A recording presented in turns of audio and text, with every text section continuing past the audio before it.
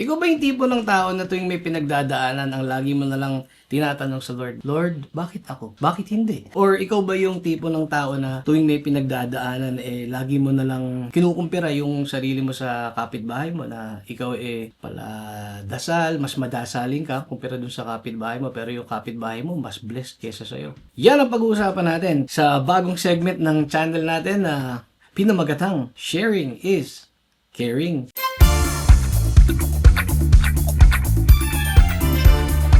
At muli na naman ako nagbabalik sa inyong mga talapitan and welcome back to another video and gaya nga na sinabi ko kanina, bagong segment. Yes, meron tayong bagong segment dito sa ating palatuntunan na pinamagatang Sharing is Caring because I care. That's why I share. Ang topic natin is why the Lord allows things to happen in our lives. Okay, bakit pinahihintulutan ng Lord ang mga pangyayari, ang mga bagay-bagay, ang mga circumstansya. Diba bakit niya hinahayaan yun na mangyari sa atin?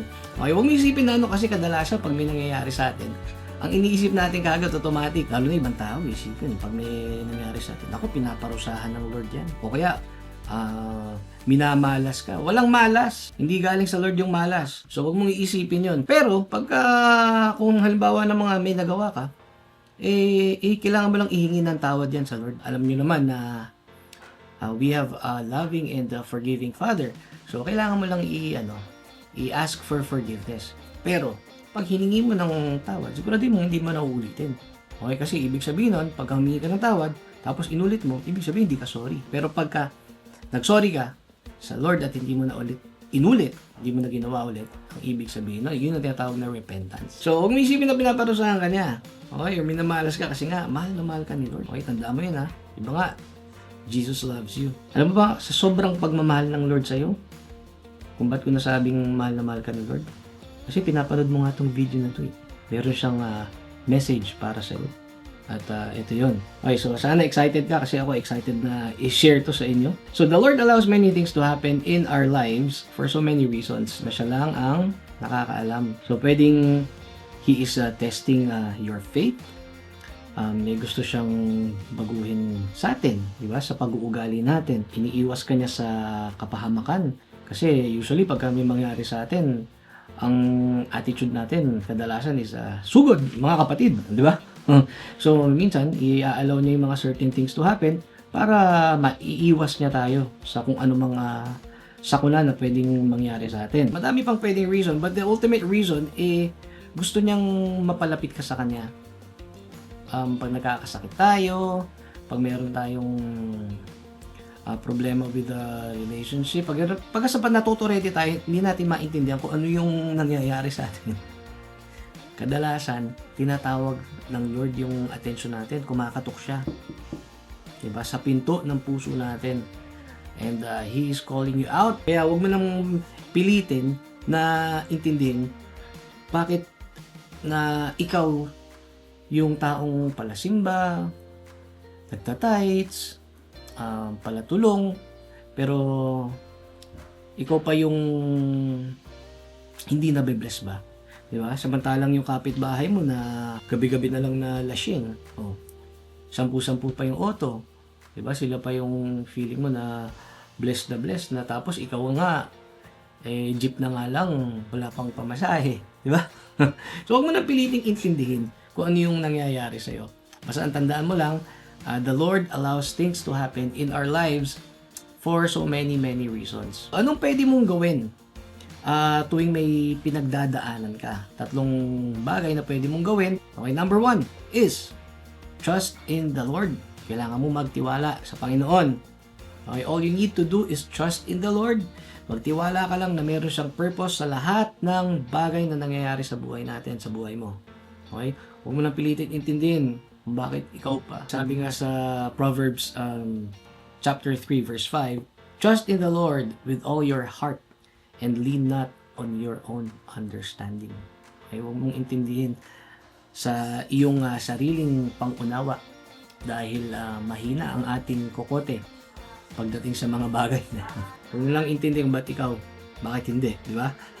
Number 2, spend time with the Lord. Di ba nga, isa sa mga pwedeng reason is gusto kanyang mapalapit sa kanya or mas maging malapit sa kanya. And the only way na mangyayari yun is when you really spend time with the Lord. Kaya nga, spend time with the Lord. That way, mas makikilala mo siya, mas maiintindihan mo kung ano yung purpose niya para sa buhay mo. And God is a jealous God. Tandaan mo yan. Okay, siloso ang God natin. Kasi gusto niyang masolo ka. He wants your undivided attention. Kadalasan kasi, sa sobrang kabisihan ng buhay, diba, sa sobrang pagkabisi natin, sa trabaho, sa eskwela, sa pamilya, sa negosyo, kadalasan nakakalimutan na natin siya. Pansinin mo, the only time na talagang mas madasalin ka is pagka may pinagdadaanan kang problema. Diba? Lalo na pagka life and death situation, talaga naman ang dasal mo, talagang puspusan. So sabi nga dito sa Matthew chapter 6 verse 33. Sabi dito, but seek first His kingdom and His righteousness, and all these things will be given to you as well. Okay, so number 3, be still.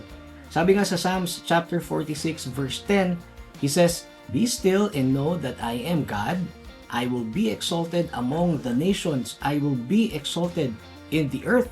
Diba? Madalas kasi, pag meron tayong pinagdadaanan ng initial reaction natin, kailangan kong gumawa ng paraan. Kadalasan pa, yung paraan na may isip natin, yung paraan na gagawin natin, lalo lang nating ikinapapahamak. Diba? So malamang nakaka-relate ka ngayon, no? Malala pa, pagkatapos natin dumiskarte, sasabihin natin, all we can do now is pray. Sounds family. Diba? Parang sa mga pelikula lang. Diba? Lalo na pagka ang eksena nasa ospital, diba? Sasabihin sa'yo ng doktor, sorry, we've done everything. All we can do now is pray. O kaya naman, bahala na si Lord. Diba? Sa dulo, lagi ako, bahala na si Lord. Pero tapos na, nagawa mo na. Wala ka nang magagawa. Saka mo pa ipagpe-pray. Dapat unahin natin na ipag-pray muna natin sa Lord kung ano man yung circumstance natin. Diba, bago tayo gumawa ng diskarte, ipag-pray natin sa Lord kung ano yung dapat natin gawin, and then after natin makaisip ng plano or bago natin gawin yung naisip natin, we ask for His guidance, we ask for His blessing. Yun yung pinaka-importante. So mag-pray muna tayo, or most of the time we just need to be, yung number 3 natin, diba? Be still and go back to number 1. Ano yung number 1? Trust in the Lord. Okay, so be still, trust in the Lord, and how can you be still? Listen more and talk less. Binibigay pala ni Lord yung solusyon sa atin. Ang problema, hindi natin nadidinig. Kasi dakdak tayo ng dakdak. Diba? Anong ibig kong sabihin, dakdak tayo ng dakdak? Diba? Pagka nagpe-pray ka, hingi ka ng hingi, Lord, kailangan ko ng ganito, Lord, pagalingin mo na ako, Lord, kailangan ko ng bayad ng tuition, Lord, katapusan na, bayaran na naman ako ano-ano, at kung ano-ano pa yung mga hinihingi natin. And we don't get to listen anymore. Diba? Tira na lang tayo ng tira. Pansinin mo, isa lang yung bibig mo, tapos dalawa yung tenga mo. Kaya tayo ginawang ganyan, so we can listen more and talk less. Paano mo maririnig yung sinasabi sa iyo ng Lord kung tira tayo ng tira, dakdak tayo ng dakdak? Diba? So, hindi mo kailangang magsalita. Try mong wag magsalita, and yun nga yung sinasabi kong be still. Okay? Spend some quiet time with the Lord. Diba?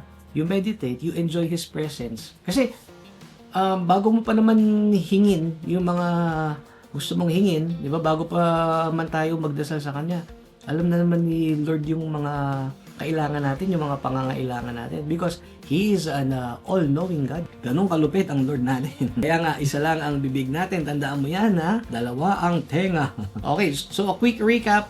Kung ikaw yung taong merong pinagdadaanan at ikaw yung taong may pagdadaanan, huwag kang mag-alala kung wala kang pinagdadaanan ngayon. I'm pretty sure bukas meron na. Okay, ano yung 3 bagay na pwede mong gawin? Okay, number 1 is you trust in the Lord. Okay, number 2 is you spend time with the Lord. Okay, not just spend time, ha? You really spend quality time with the Lord. Number 3 is be still.